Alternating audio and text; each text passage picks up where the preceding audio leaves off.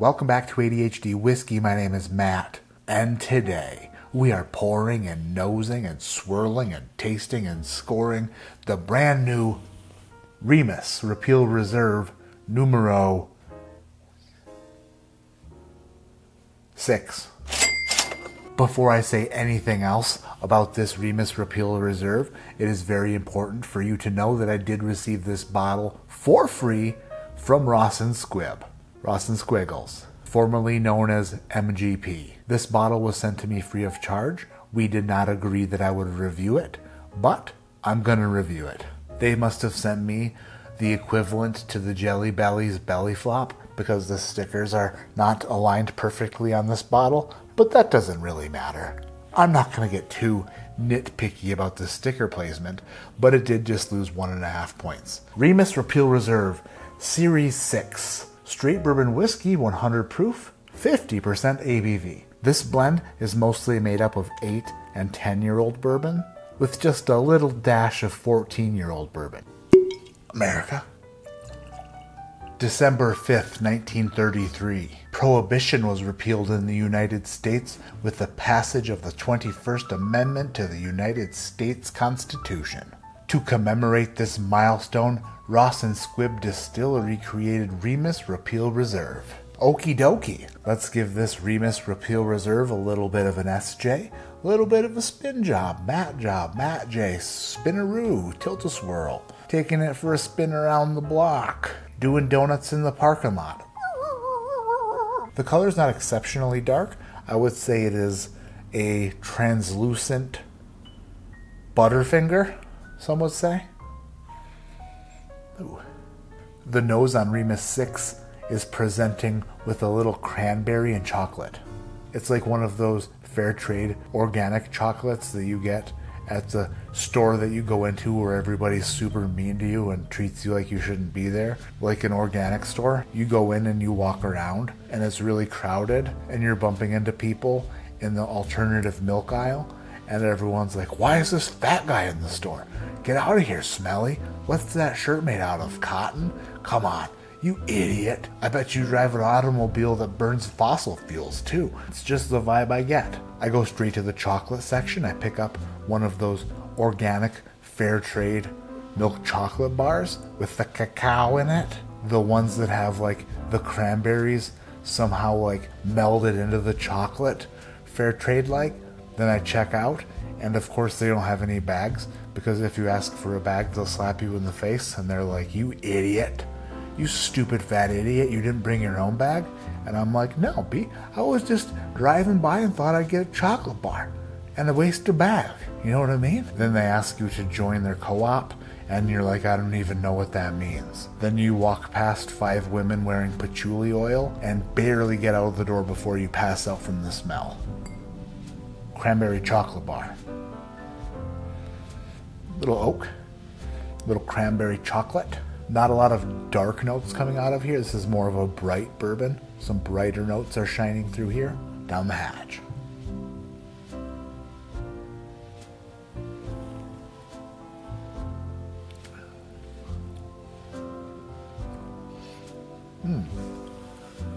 That is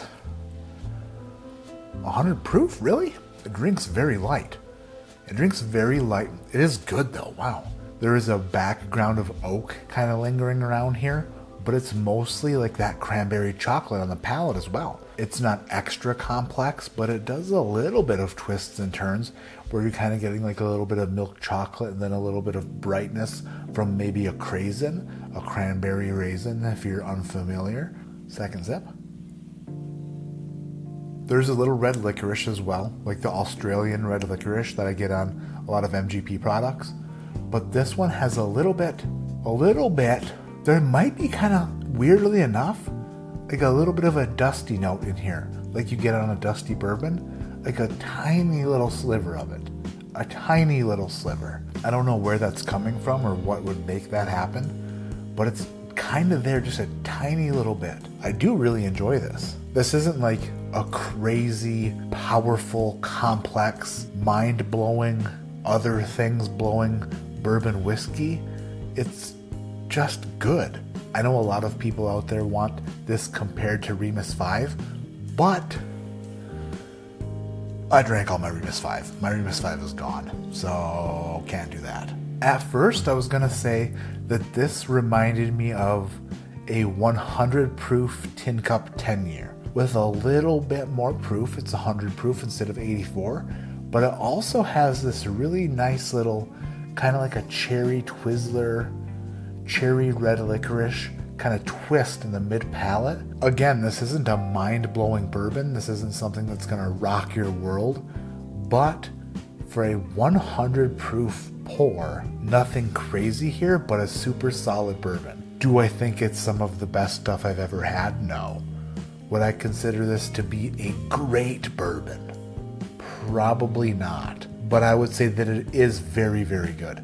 It is very, very good. Just like every other bourbon on the planet, seemingly, the price on it is a little bit more than I'd want to pay, but at the same time, everything is so high now. All the prices are so high. Tonight, I give Remus Repeal Reserve number 6 a score of 7.8. It's very, very good. 7.8, Remus Repeal Reserve number 6. I like it a lot. I don't think that this is going to be very comparable to the 5. The 5 was a little bit older. This one is extra light on the palate. It's super sweet, it's bright, but it does offer a very pleasant experience. That's going to do it for this review. My name is Matt. This is ADHD Whiskey. Like I always say, keep your head in the clouds, but your mind on smoke detectors that are up way too high in your house. Wow, people putting smoke detectors on like the V's of ceilings that are friggin' 16 feet high. How in the hell am I supposed to reach that? I'm not a ladder guy. I'm hardly a stool guy, like a step stool. I'm definitely a stool guy in other senses. But just climbing stuff, changing batteries, what in the world are we doing? What in the world are we doing? Can we just get a smoke detector that, like, I don't know, recharges the battery itself or something? There's gotta be better ways by now. Instead of like randomly out of nowhere in the middle of the night, beep,